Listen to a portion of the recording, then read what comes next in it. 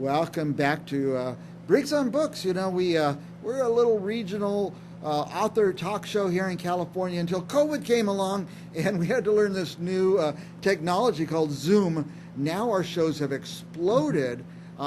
We talked to people all over the world. Yesterday or last week, South Africa, Paris, Egypt, and it's become really exciting. So we have rebranded to Briggs on Books, and we're just having a great time meeting authors, international authors from all over the world. This next guest isn't exactly international, but her her state used to be its own country, so it's good as being international. Now let me see. We rehearse a name. Mariana Monterrubio. Welcome, Mariana.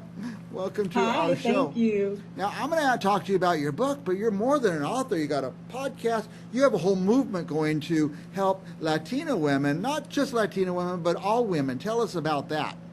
Yes, so MAMI on a Mission stands for Mujeres Alcanzando Metas Imposibles, which is women achieving impossible goals. So our mission is to empower Latina women and all women to reach their impossible goal, one dream at a time.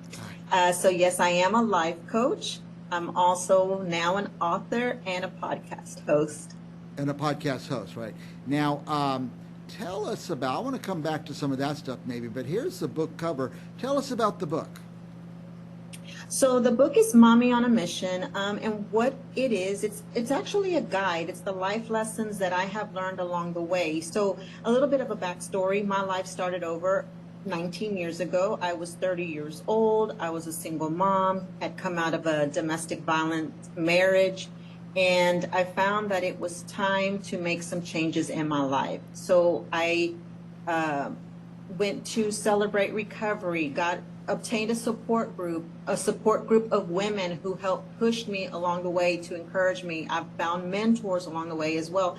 And so I ended up going back to college, got my degree, and then my career, of course, of coaching.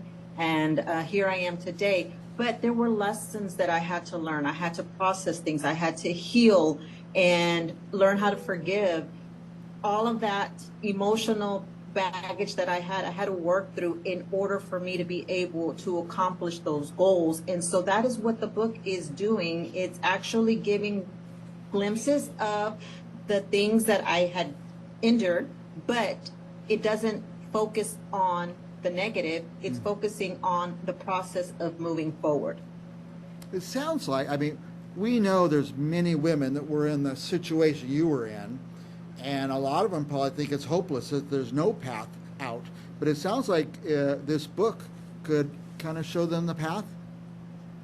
Absolutely. And that's the thing, you know, most, and especially in the Latina, and only because I am a Latina, so I'm going to speak on our culture.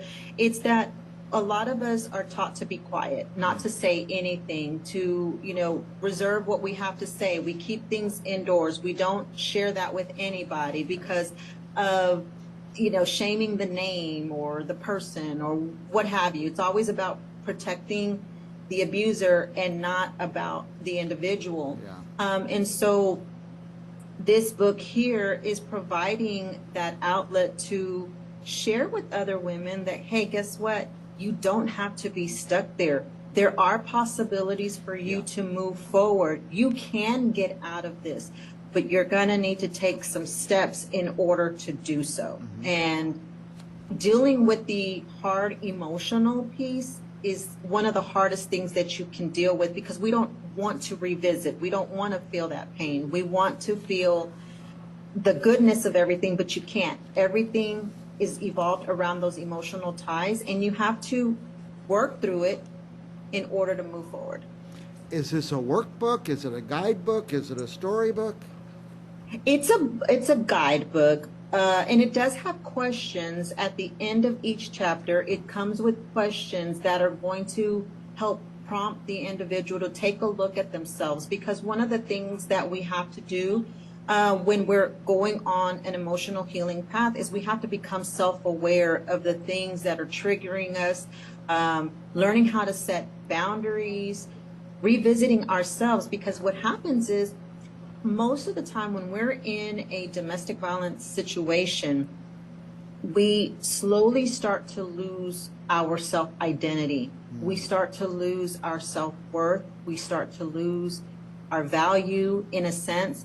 And it's once you're coming out of this and you're working through it, you're having to almost, I said it in the book, it's like dating yourself, right? You have to date yourself. You have to relearn yourself. What are your likes? What are your dislikes? What are your ambitions? What are your dreams? Revisiting those dreams again, because now you don't have this person to hold you back anymore. You now have this opportunity to revisit all those things, but you first have to discover self-love, because if you don't love yourself, you can't possibly love anyone else, and you won't be able to move forward.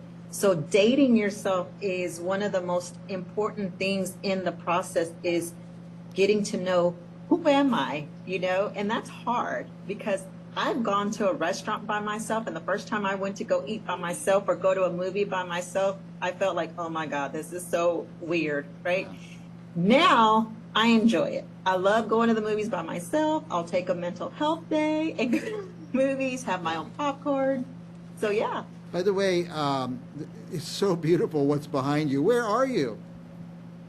I'm actually in my office, but my office doesn't look as beautiful as that scenery. Can we say where it is? That's in Cancun. Cancun, okay. Well, I'll spill what I'm trying to say. You're in, Galveston, Texas?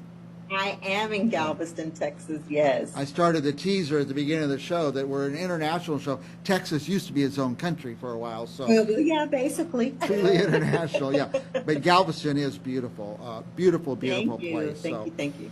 Now, I feel that this book could help all women, but who should really have it? Who should we get it in their hands? I know a couple women. I think I'm going to get this book and I'm going to give it to them. It's the woman that should obtain this book. Actually, all women, but really, it's that woman who is ready to move forward, or who is in that mindset of, I don't know how to move forward. I don't know what the next steps are. I don't know where to even begin or start. That is the woman that should have this book. It's that woman who has no idea of what to do next. And what about it's that woman who needs to know, hey, you're not here alone. Yeah. You've got somebody behind you, and this book is going to be like me being that person right next to you. Nice. So people who think maybe there is no hope, that there is no way out. That's right. Yeah, that's great. I got a couple people in mind right now that, and sometimes it's cultural that people. You alluded to that a little bit. It's cultural that some women think, no, they got to stay there. This is the place, or they're stuck there. Tell me about that. Yeah, especially in the Latina community, because the majority of the Latinos, for the most part, the mindset is you're married and you stay married and you don't leave. Yeah. The man, there's still that machismo that goes on behind that theme, is the man. Yes, he's the head of the house, but he's also the one that dictates. He's the dictator and not so much the supporter. And so that mindset is still there in a sense. Although I am first generation American on my mother's side, she is from Mexico. So that was her mindset. That was her belief. And that's what I grew up seeing and identifying with, because that's all I knew. A lot of people need this book. Let's switch subjects a little. What if somebody went to your website, MAMIonamission.com? What are they going to find there? So what they'll find there is a little bit about my life coaching business. I do life coaching and career coaching. It's also going to have my podcast episodes on there. It's going to have information about my book. So it encompasses all three components. It's the service plus the guide plus additional mentorship type of audio for them to revisit. That's nice.